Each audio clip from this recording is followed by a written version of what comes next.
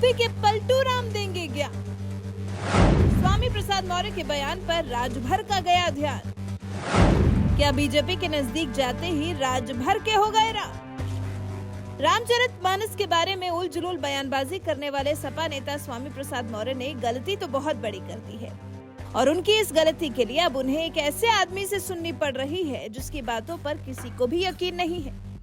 जी, सुभाषपा अध्यक्ष ओम प्रकाश राजभर, यूपी के पलटू राम, कभी बीजेपी के साथ तो कभी सपा के साथ तो कभी फिर से बीजेपी के साथ। अब यही राजभर स्वामी प्रसाद मौर्य पर सवाल उठा रहे हैं। स्वामी प्रसाद मौर्य को कुर्सी का लालची बता रहे हैं। अब लोकतांत्रिक देश में आजादी तो सबको है अपने विचार रखने की, लेकिन एक बार राजभर अपने गिरेबान में भी झांक कर देख लेते तो ठीक ही रहता।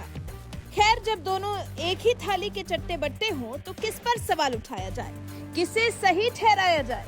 सुहेलदेव भारतीय समाज पार्टी के अध्यक्ष और विधायक ओम प्रकाश राजभर ने सपा नेता स्वामी प्रसाद मौर्य पर निशाना साधा है।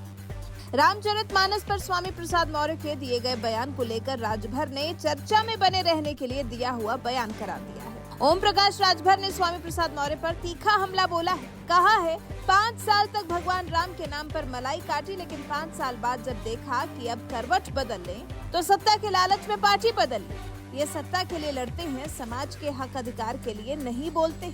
आगे राजभर कहते हैं, कोई पूछ नहीं रहा है इसलिए वैसा कर रहे हैं। स्वामी जी 4 बार बीएसपी में मंत्री रहे, उस दौरान उन्हें धर्म याद नहीं आया, न पिछड़ा दलित याद आया, न रामचरितमानस याद आया। जब देखा कि बसपा की सत्ता जा रही है तो पार्टी बदल ली। यही सत्ता का लालच है। मतलब सत्ता के लालच में स्वामी प्रसाद मौर्य दल बदल रहे हैं और फिर सुर्खियों में रहने के लिए बयानबाजी कर रहे हैं, ऐसा ओम प्रकाश राजभर कह रहे हैं। उत्तर प्रदेश में सिर्फ 6 विधायकों वाली पार्टी सुहेलदेव भारतीय समाज पार्टी के अध्यक्ष ओम प्रकाश राजभर, जिनका नाम आता है यूपी की राजनीति को चकरघिन्नी बनाने वालों में, जिनका कोई दीन ईमान नहीं है, जहां फायदा दिखे बस उसी पाले में कूद जाते हैं, सबके साथ है और सबके खिलाफ भी हैं। पहले भाजपा के साथ थे, फिर उससे दूरी बना ली, फिर सपा के साथ गठबंधन कर लिया, फिर सपा से दूरी बना ली और भाजपा से नजदीकी बढ़ा ली। जबकि शुरू में कांशीराम के साथ राजनीति किया करते थे ओम प्रकाश राजभर। ओम प्रकाश राजभर ने आखिर कब पलटी मारी?